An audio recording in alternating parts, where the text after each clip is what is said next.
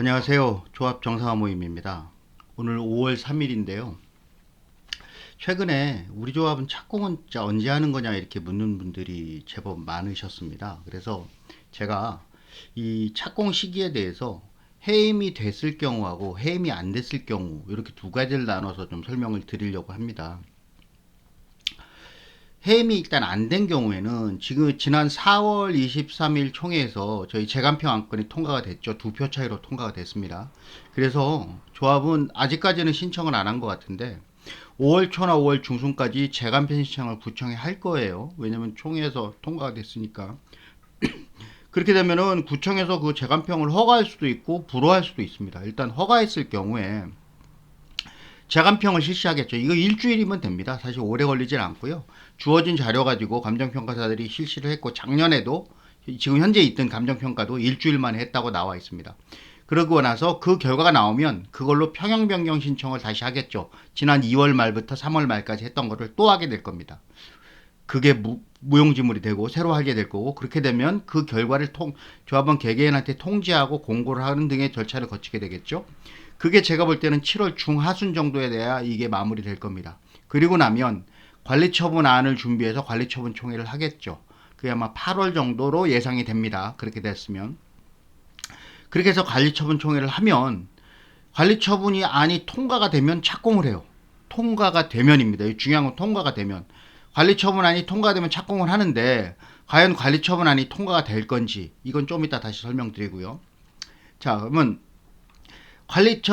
재간평 안건을 우리가 그 총회에서 통과를 했는데 구청에서 사실 이거 재간평을 불허할 가능성이 제법 있다고 제가 여러 차례 말씀을 드렸습니다만은 돈이 몇백억 정도 사업비가 몇백억 정도 줄어든 거 가지고는 재간평을 불허할 거라는 예상이 많습니다. 사실상 그렇게 얘기를 했고요. 그 다음에 그렇게 되면 재간평이 불허가 되면 이제 여기 재간평 실시나 평형변경 신청 새로 할 필요가 없죠. 기존에 했던 걸로 이 평형변경 신청 결과를 통지를 할 겁니다. 그러고 나면 이제 똑같이 통지하고 공고하고 이의 신청 받아들이고 이런 절차를 거치면 6월 중하순 정도에는 이게 끝날 걸로 예상이 돼요. 그러면 6월 초에 될 수도 있을 겁니다. 그러면 관리처분안을 만들어서 관리처분 총회를 할 거고요.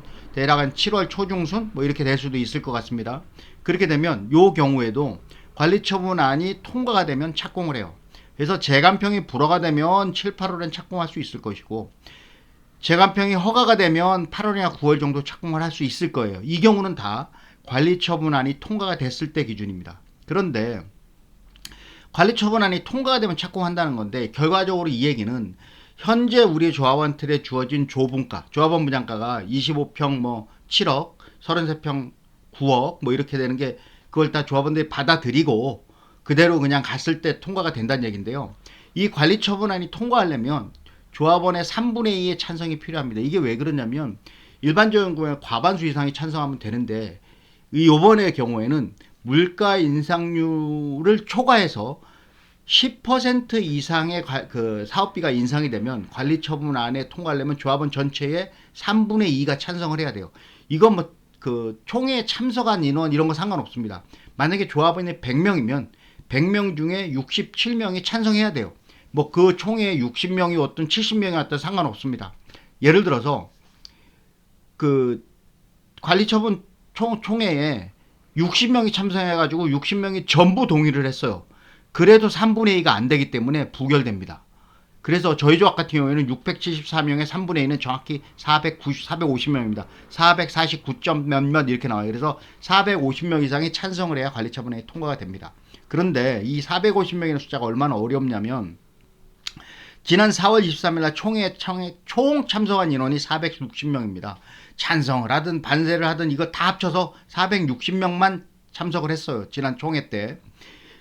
그리고 결과적으로 지난 총회 때 214명이 참석을 안 했단 얘기예요. 그리고 우리 조합이 총회를 하면 어떤 건이든 참여하지 않는 조합원이 100여 명 정도입니다. 지난 4월에는 210명이었죠. 통상적으로 100명 이상이 참여를 안 합니다. 그러면 참여하는 인원이 100명이 안 한다고 봤을 때 125명만 관리처분안건에 반대하면 관리처분안건은 통과가 불가능합니다. 따라서 현재 조합원 분양가 있는 그대로 받아들여서 관리처분 총회를 하면 분명히 부결될 겁니다. 조합이 아마도 다른 때와는 달리 그 총회 참석 수당, 서명 거래 수당을 많이 준다고 할 거예요. 과거에도 우리 조합이 시공사 선정총회 때 21만 원씩 지급했던 적이 있어요. 그리고 최근에 상대원 2구역 같은 경우에는 뭐 50 몇만 원 준다고 하는 것도 나오긴 하던데, 그런 식으로 조합원의 참여를 유도하고자, 돈으로 꼬신다는 표현은 좀 그렇고요. 참여를 유도하고자 참석 수당을 많이 준다고 할 수 있어요. 그런데 그럼에도 불구하고 수억 원이 내 재산이 손해가 나는 이 안건에 최소한 125명, 200명 이상은 저는 반대할 거라고 봅니다. 따라서 현재 상태의 관리 처분안은 통과되기가 불가능하다고 봅니다. 그러면 해임이 안 된 경우에는, 그렇게 해서 관리 처분안이 이렇게 부결이 됐어요. 그러면 재간평 신청 또 하고 재간평 허가하고 뭐 이런 것도 또 다 하게 되잖아요. 그래야 관리처분 총회를 하는데, 제가 생각할 때는 이 절차를 다시 할까 의문입니다. 아마도 안 할 것 같아요. 그러면 결국 우리는 조합원 분양가 인하 없는, 즉 1분가 인상 없이 1분가가 인상이 안 되면 조합원 분양가 인하도 없습니다.